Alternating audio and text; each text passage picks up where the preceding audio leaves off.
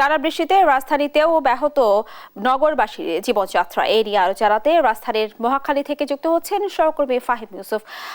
ফাহিম, আপনি আমাদের জানাবেন বৃষ্টিতে মানুষের ভোগান্তি কেমন দেখছেন?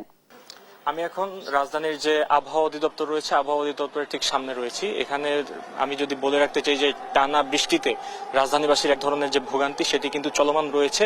এছাড়া আমরা কিছুক্ষণ আগে আবহাওয়া অধিদপ্তরের যে দুর্যোগ বিভাগ রয়েছে সেখানে কথা বলছিলাম। তারা জানান যে আবহাওয়া অধিদপ্তর থেকে জানানো হয় যে সামনে কিন্তু অতি ভারী যে বৃষ্টিপাত সেটি কিন্তু চলমান থাকবে এবং বিভিন্ন অঞ্চলে, বিশেষ করে দক্ষিণাঞ্চলের বিভিন্ন জেলাগুলোতে কিন্তু অতি ভারী থেকে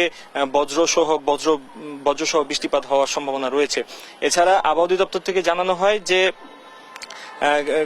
গেল কয়েকদিন যে বৃষ্টিপাত হয়েছে সেখানে সর্বোচ্চ বৃষ্টিপাত রেকর্ড করা হয়েছে 399 মিলিমিটার, যেটি ফেনীতে হয়েছে। এবং ফেনীতে অতিরিক্ত ভারী বৃষ্টিপাতের কারণে কিন্তু ইতোমধ্যেই বন্যার সৃষ্টি হয়েছে এবং আবহাওয়া অধিদপ্তর জানায় যে এই ভারী বৃষ্টিপাত আরো এই মাসব্যাপী চলমান থাকবে।